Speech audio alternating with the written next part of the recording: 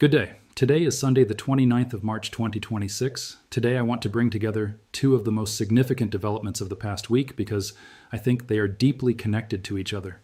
And that connection tells us more about where this conflict actually is than any single daily news report has managed to convey.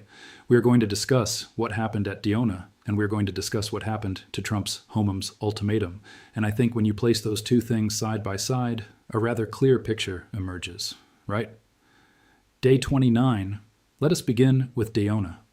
It was the first time Iranian missiles had penetrated Israel's air defense systems in the area around the nuclear facility. The Israeli Ministry of Health said at least 180 people were wounded in the missile attacks on the southern city of Dimona and nearby Arad. 180 people wounded in a single night in the area immediately surrounding Israel's most sensitive and most heavily defended installation. An Israeli military spokesman said air defense systems were activated during the attacks but failed to intercept some of the missiles, even though they were not. And I want to quote this precisely. Special or unfamiliar, not special, not unfamiliar, conventional Iranian ballistic missiles, the kind that had been fired throughout this conflict against the most defended area in Israel, and they got through. In both Dimona and Arad, interceptors were launched that failed to hit the threats, resulting in 2 direct hits by ballistic missiles with warheads weighing hundreds of kilograms. Firefighters said hundreds of kilograms, direct hits. The strike on Saturday sheared the facade of several adjacent apartment blocks and shattered glass for blocks around.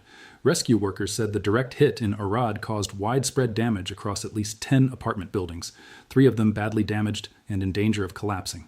And this was in the city of Arad, approximately 35 kilometers from the Shimon Peres Negev Nuclear Research Center. The missile that struck Dimona itself, the town of 40,000 people that sits approximately 9 to 10 kilometers from the research center, hit a residential area and left a 10-year-old boy in serious condition with shrapnel injuries. Now, I want to be very precise about the nuclear dimension of this because I think it has been somewhat imprecisely reported in ways that are both alarmist and also in other respects insufficiently serious. The IAEA confirmed that it detected no damage to the Shimon Peres Negev Nuclear Research Center itself, and no abnormal radiation levels in the surrounding area. The missile that struck Dimona hit a residential area of the city, not the research center compound 9 kilometers away, so there was no direct strike on the nuclear facility. That much needs to be clearly stated. However, Dimona lies some 10 kilometers from the Shimon Peres Negev Nuclear Research Center, a facility officially dedicated to research, but widely believed by analysts to house Israel's undeclared nuclear arsenal. An Iranian state media said the strikes on southern Israel targeted the nuclear research facility in retaliation for an alleged U.S. attack on Iran's Natanz uranium enrichment facility earlier that day. Iran was aiming at the nuclear facility. The missile hit 9 kilometers short of it. The IDF said the interceptions failed. The Israeli Air Force said the failure was not a systemic problem and that the circumstances in each case were unrelated. That explanation, I must say, is rather difficult to pass. The most heavily defended area in Israel experienced 2 simultaneous interception failures on the same night. The Israeli Air Force says this is a coincidence, not a systemic problem. I am not sure the distinction is as reassuring as they intend it to be. Iran's Parliament Speaker Mohammad Bagher Ghalibath said, if the Israeli regime is unable to intercept missiles in the heavily protected Dimona area, it is operationally a sign of entering a new phase of the battle, and I think that assessment is correct, and I think it needs to be understood. Good in conjunction with something that the Israeli political analyst Shalom told the Times of Israel this week. If such a sensitive security site were damaged even minimally, it can be assumed that Israel would need to respond in an exceptional manner. It would not be able to suffice with a parallel strike on nuclear sites in Iran, since it is already doing so in any case. An exceptional manner in a conflict where both sides have already struck each other's nuclear-related infrastructure, where Iran's Natanz has been struck multiple times, where the Dimona area has now been directly targeted.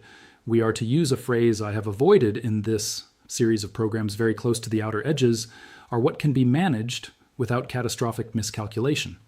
And I think that recognition understood privately, if not stated publicly, is part of what is driving the diplomatic developments of the past week. Now, the Hormuz ultimatum, because this is where I think the political picture becomes rather revealing, last weekend Trump issued what he called a 48-hour ultimatum to Iran. Reopen the Strait of Hormuz, or the United States would obliterate Iran's power plants. Obliterate. He posted it on Truth Social. He said it publicly. He gave a specific deadline. He seemed genuinely to believe, or to want the world to believe, that this ultimatum would produce compliance. Hours before the ultimatum expired on Monday, and as U.S. markets reopened for the trading week, Trump said he would delay any planned attack by 5 days, citing diplomatic progress. Hours before, not after any Iranian action, not in response to any Iranian concession. Hours before the deadline, he walked it back. And the explanation given was that there had been, in Trump's own words, posted on Truth Social in capital letters, very good and productive conversations regarding a complete and total resolution of hostilities. Very good, very productive. Iran's foreign ministry said there is no dialogue between Tehran and Washington. No dialogue. Iran flatly denied that any such conversations had taken place. And then separately, Iran's military said the United States is failing in its war and negotiating with itself to save face. With IRGC spokesman Ibrahim Zulfikari asking, "Has the level of your inner struggle reached the stage of you negotiating with yourself?" Now, on Tuesday of this week, Trump gave Iran another deadline. By the end of the week, open the strait or face the power plant strikes. The end of the week came. Citing ongoing talks with Iran, President Trump said on social media Thursday he was delaying the deadline for Iran to reopen the Strait of Hormuz, writing, "As per Iranian government request, please let this statement serve to represent that I am pausing the period of energy plant destruction by 10 days to Monday, April 6, 2020, 26 as per Iranian government request." The Iranian government, which has publicly and repeatedly denied that any negotiations are taking place with the United States, has apparently requested a 10-day extension of the deadline, and Trump has granted it. We are now to wait until the 6th of April.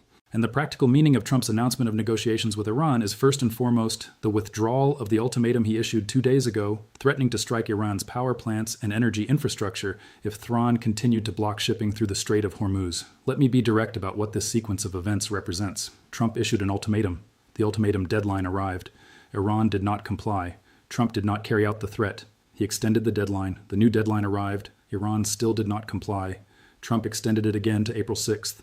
Iranian state media cited the country's foreign ministry, calling Trump's sudden move to drop his ultimatum part of efforts to lower energy prices and buy time for the implementation of his military plans, adding, "There has been no negotiation, and there is no negotiation, and with this kind of psychological warfare, neither the Strait of Hormuz will return to its pre-war conditions, nor will there be peace in the energy markets." Psychological warfare. That is what Iran is calling Trump's ultimatums, not a genuine strategic threat. Psychological warfare designed to talk down oil prices. And I think the Iranian characterization has some substance to it, because look at what happened to oil prices when Trump announced the first delay. International oil benchmark Brent crude fell more than 10% on Monday. It was trading at just over $100 per barrel, up $28 from immediately before the war, but down $18 from last week's peak. The ultimatum withdrawal produced an immediate oil price fall of 10%, which is, from Trump's perspective, a domestic political win, because rising energy prices are politically damaging in the run-up to the November midterms. But from a strategic perspective, what it demonstrates is that the threat to strike Iranian power plants was at least in part a price management tool rather than a genuine military ultimatum. And Iran understands that, and Iran is therefore not intimidated by it, because an ultimatum that is extended twice before the deadline has even expired is not an ultimatum. It is a request dressed in aggressive language. And Iran's 5-point counterpeace proposal to Trump's 15-point peace plan, which was delivered via Pakistan as mediator, makes rather sobering reading. Iran's conditions include safeguards against future attacks on Iran, the payment of war reparations, and a recognition of Iranian sovereignty over the Strait of Hormuz. Iranian sovereignty over the Strait of Hormuz. That is not a negotiating opening position that moves toward American objectives. That is a maximalist demand that, if accepted, would represent a fundamental restructuring of the regional security architecture in Iran's favor. It would mean that the United States acknowledges Iran's right to control the passage of international shipping through what is the single most important energy transit choke point in the world. That is not a deal that any American president could sign and survive politically. Not Trump, not anyone. And Iran knows that, which is why it is the demand they are making. Iran said it has no intention to hold K-talks with the United States. But an American proposal to end the war is being reviewed by top authorities in Tehran. Iranian Foreign Minister Abbas Araghchi also said that an exchange of messages between the two countries via mediators does not mean negotiations with the U.S. Messages through mediators that do not constitute negotiations. Reviewing a proposal that they publicly characterize as having been rejected, claiming no dialogue while apparently engaging through Pakistan, Turkey, and other intermediaries. This is what Iranian diplomacy looks like in a conflict where they believe they hold the better cards. They will not give the Americans the diplomatic legitimacy of calling it negotiations, but they will communicate at their own pace, on their own terms, maintaining the Hormuz blockade, continuing the missile strikes, letting the economic pressure accumulate, and waiting for the April 6th deadline, which they presumably probably expect to be extended to April 16th. And what of Israel? Netanyahu said his country would continue to strike Iran and Lebanon as the U.S. considers a ceasefire. Netanyahu says he spoke to President Trump, who told him there is a chance to leverage battlefield games into an agreement that realizes the war's objectives. There is a chance, not there is an agreement, not we have agreed. There is a chance. The divergence between the Israeli and American positions, which I noted last week, is widening rather than narrowing as the diplomatic activity intensifies. Israel wants to continue striking. America wants an exit. Jerusalem is concerned that U.S. President Donald Trump will announce a ceasefire with Iran as early as this coming Saturday, even before finalizing understandings with Tehran on Washington's 15-point proposal for ending the war. And Iran fired at Dimona and Hifur on the same day that Israel struck Isfahan. The cycle of escalation is continuing while the diplomacy is simultaneously developing.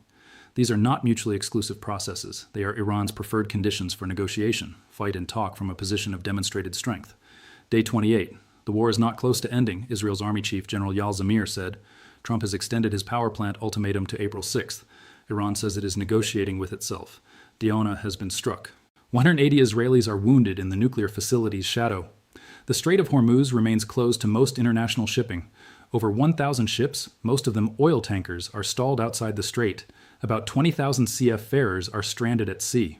And the UN Secretary General Guterres said this week that the prolonged closure of the Strait of Hormuz is choking the movement of oil, gas, and fertilizer at a critical moment in the global planting season. We have moved from a military conflict to a food security crisis in a matter of 4 weeks. And Trump is negotiating with himself, according to Thran, about whether to grant another extension to a deadline that has now been extended twice. Anyway, that is me for today. In these very difficult and dangerous days, wherever you are watching from, I wish you peace and safety. Have a very good